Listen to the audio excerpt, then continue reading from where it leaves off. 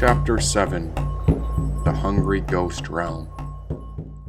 As I paced in circles beside the medicine man's things, those two dark cats waited right here. Now this evening felt auspicious, because never in my life had I met an actual seer. There I sat under the stars. After all, I had no path to follow, and so I went inward through the deeper layers where I felt sensitive and hollow. Past the mind and beyond the emotions, I inhaled through the nose to focus on the breath. I swear that medicine man disappeared before my eyes, and then I exhaled and welcomed this moment's present death. After another deep breath in, my layers came to life. I pulled the medicine man's dark poncho over my body, where I became one with the shadow that hides behind the lack of light. My sight was open but vacant, for these eyes were not needed here. I looked even deeper inward through the layers and began to wonder what brought that medicine man right here. Many thoughts flooded my mind. Even emotions of anger and rage came to visit. I spent much time deluded by my thoughts, and then out of nowhere, one of the cats came closer to sit. This was the black one, with greenish-yellow eyes and plenty of fur and fluff. Its appearance looked to be a fierce predator, but its attitude was anything but tough. Such a gentle soul. And now his little companion came near. This smaller boy was a mix of smoky white and ashy darkness. Then both of them perked up when I watched them turn their ears. The wind whispered, and I tried to listen to what it had to say. Then the larger black cat meowed, turned, and walked the other way.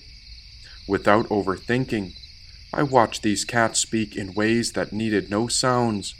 Sure, they would meep or meow here or there, but there were secret ways these animals could communicate that appeared quite profound. Sometimes these cats were playful. Other times spooky sounds would trigger their demeanor to be quite serious, but they were always right on the spot in case of anything severe or perilous.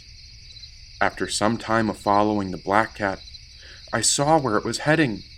He led me back toward the father's pyramid, but I had come to avoid this dwelling. There I waited on the edge of the woods. Then I heard the drunken men eat. They were in what appeared to be a tent or tavern, and now the cats snuck inside and remained discreet. When I got to the entrance of this tent, I took a peek in. Then all the men inside turned towards me, and so I nodded when I entered within. No other man here had dark features, but who was I really? I could see their minds judge me based upon my layers, and as I examined the situation, it felt as if they suspected that I was guilty. The tension eased when I found a stool to sit on, and there the man asked if I'd like a beer. Sure. It took a minute for this bartender to respond. Then he took a glance around at the other men, and as if he had spoken a silent word with everyone, he asked the question again. "You sure you want to drink here?" he asked. The cats waited beside my feet, but neither showed any signals for fear. "Yes, I think I'd like a beer. That's why I'm here." And this room was quite dark, and so I barely stood out. Some of these men were soldiers playing cards. Others were eating and stuffing their mouths. I don't think I'd ever met any of them, and I'm almost certain they didn't know who I was either. I steadied my mind to observe, and there my brain became just like a receiver. Gentle and mindful, I took a sip of the drink. I began to listen as my mind tried to feel out the situation.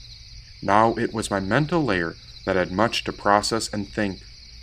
The cats observed in silence, and so every moment became intentional and exact. But the longer I waited, the more tense it became when I feared one of the men may attack. Now a soldier raised his glass, then he offered a toast. "All hail General Mo," said the man before he chugged his entire beer. "Hey, why didn't you raise your glass? You a queer?" asked the man. I didn't know who he was talking to, and so I kept my back towards him. I observed this moment in silence when the same man came to the bar and asked for another drink.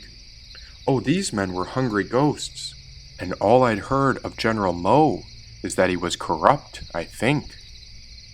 Why didn't you raise your glass for the toast? The man asked me. Quiet like the two cats, I turned to locate his eyes. There I looked past his outer layers to see if his true self was aware behind his human disguise.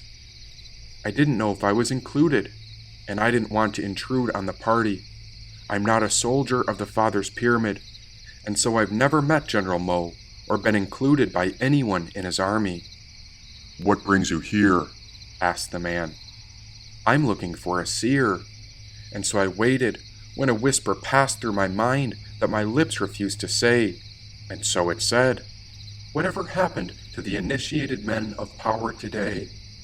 Now what I saw in this man's eyes was a sad reality that affected our society as a whole. He was completely disconnected and shut off from the spiritual source, which was that inner Atman called our spirit soul.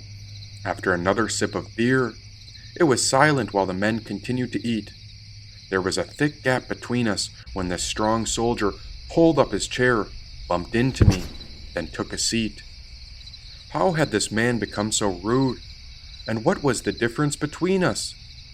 What was the block lingering without words? Why, it was so obvious, yet it was something no one dared to discuss.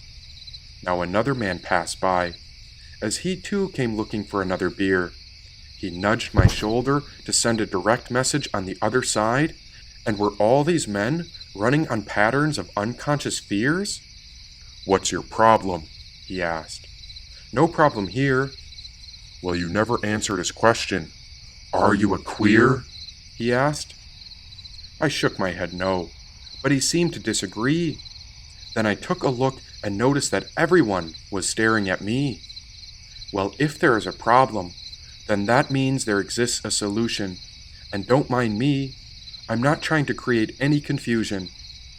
Boy, you must have a problem, because you ain't the right kind. Why you sitting here so silent? What you got going on in that mind? He asked.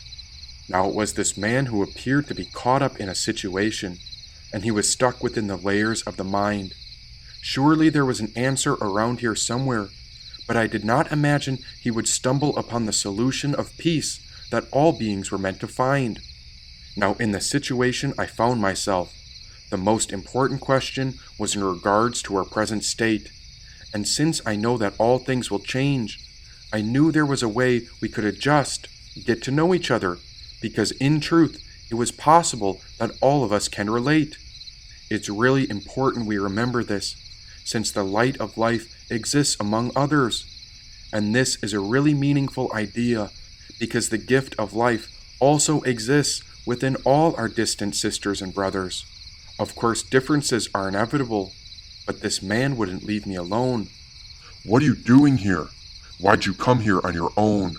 The soldier had nothing else to add, and after I said nothing, he went to gather with his comrades before he found his seat. Both cats seemed to be ever present as they continued to wait beside my feet. Now I noticed a different man came to the bar, and he sensed something went awry. Why, I'd barely taken the second sip of beer before another friend of his arrived. This man put his hand upon my shoulder. Then he leaned forward, and I felt his breath under my ear. I waited for something, but his breath was all I could hear. A moment later, he ripped the chair out from under me, and there was nowhere I could sit. I crashed onto the ground when the cats ran as I fell onto my hip. Get out! We don't like you, he said. What did I do? He pressed his foot on top of me and stepped his boot onto my chest. He pressed harder while I tried to get up and fulfill his request. This man was caught in a fury of fear, and there was nothing in my power to make this situation any better. Go on, get out of here. I'm trying, I muttered. He removed his boot, and I got up and left my beer. Fucking queer, he said. Now this was male dominance, oppressive and abusive, far from the pinnacle of the mature masculinity, for this was the result of boyhood excuses. His inner layers had never fully developed, since his awareness had not fully matured into a man. I don't know what happened to him in his past, but I imagined it was heartbreaking and sad. This man's actions were an expression of boyhood psychology, and in part, the bipolar shadow, or crazy side, of masculinity. This expression of aggression was an attack not only on the masculine, but also on every man's responsibility. Those caught up in the structures and dynamics of this patriarchal system seek to dominate other men and women as well. This view of his was based upon fear, and that is why the hungry ghost realm appears right next to the realm of hell. As I walked out of the tent, I wondered about what he was missing. He had lost an adequate connection to the deep and intellectual layers which cultivated mature masculine energy. His true potential had been blocked, all by the training and experience of this man's life. His inner layers were congested, clouded, drunk, and knotted up tight. It did not matter who I was anymore, because I became more curious about who he had become, and there was no way I could even help him. All you can do is wish them good luck when they're that ignorant and dumb. What he lacked was gentleness and generosity, all because I didn't raise my glass to his toast, and I was certain I knew something about who he was, for he was a very hungry ghost. And in that realm, it seems the act of consuming is more important than what you are consuming. And from now on, I'd picture that man with a tiny neck and a giant belly that was ballooning. Tonight was another celebration of consumption for them. But all I saw was a sense of poverty. He was so poor. He was not able to keep up with the presence of what the mature masculine should embody. There was a sense of competition and one-upmanship here. This was his collection of pride, by the way all of them wanted to chug their beers. Everything in his path was something to consume, which were all the things he wanted to possess.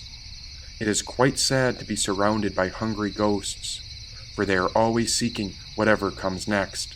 When I thought about his friends, there was a lack of honest encouragement.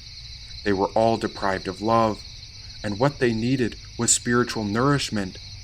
This never-ending hunger would drive him mad, and I felt pity for this man. After all, how you live is how you die, and so if he does not change, then he'll be a hungry ghost for much of his lifespan. His life held a sense of basic poverty, because he always lacked the fulfillment of achieving his desires. He would consume again and again, and it was obvious this led to a sense of aggression that transpired.